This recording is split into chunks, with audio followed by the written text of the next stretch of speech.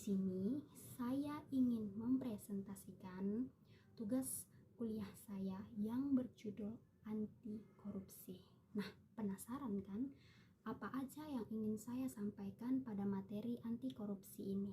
Mari ikuti penjelasan saya. Latar belakang anti korupsi. 21 tahun setelah reformasi 1998 berlalu, terciptanya pemerintahan yang bersih tanpa KKN belum dapat terrealisasikan dengan baik. Alih-alih memberantas korupsi, namun tindak pidana korupsi justru dilakukan oleh para penyelenggara negara, anggota legislatif, dan pihak lain. Para penyelenggara negara dengan modus dan cara yang lebih sistematik dengan melibatkan berbagai elemen termasuk aparatur negara. Dan di sini ada definisi korupsi menurut beberapa ahli. Yang pertama ada David M. Chalmers yang menyatakan tindak korupsi merupakan tindakan-tindakan manipulasi dan keputusan mengenai keuangan yang membahayakan ekonomi, financial manipulation and deficient injuries to the economy are often ruled corrupt. Yang kedua ada J.J. Centuria yang menyatakan korupsi merupakan penyalahgunaan kekuasaan pemerintahan untuk keuntungan pribadi, the misuse of public power of private profit.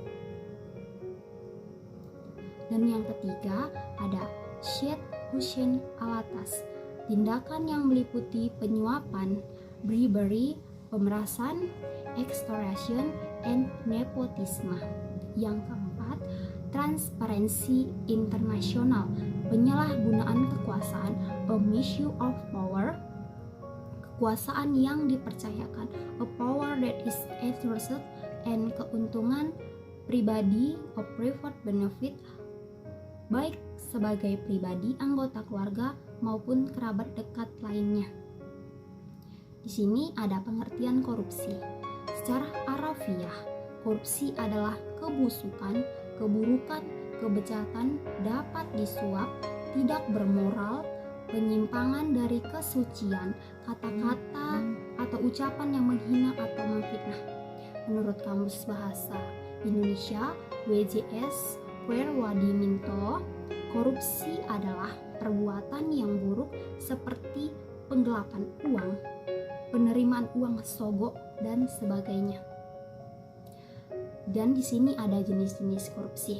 Apa aja itu?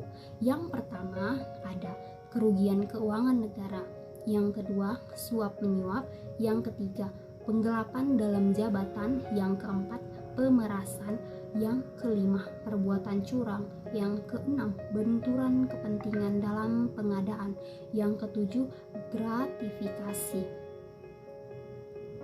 Nilai-nilai anti korupsi.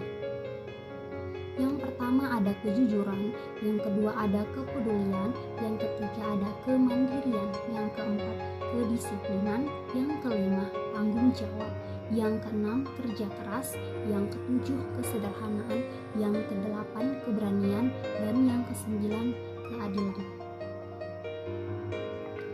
Dampak korupsi pada tatanan perekonomian mikro. Yang pertama, menurunnya kualitas taraf hidup rakyat. Yang kedua, sulitnya masyarakat memperoleh pendapatan ekonomi. Yang ketiga, meningginya pola pengeluaran masyarakat. Yang keempat, tingkat kesehatan masyarakat semakin buruk. Dan yang kelima, menurunnya kinerja sektor produksi, distribusi, dan industri. Sedangkan dampak korupsi pada tatanan perekonomian makro, yang pertama merosotnya pertumbuhan ekonomi nasional, yang kedua semakin tinggi tingkat inflasi, yang ketiga semakin rendahnya kinerja investasi nasional, yang keempat nilai tukar mata uang rupiah merosot, yang kelima semakin rendahnya kinerja perbankan nasional. Di sini saya ada ambil contoh dampak dari korupsi. Di sini ada gambar masyarakat dan juga untuk para korupsi dengan kemewahannya, sedangkan kita menderita sebagai masyarakat. Dan ada prinsip-prinsip anti korupsi.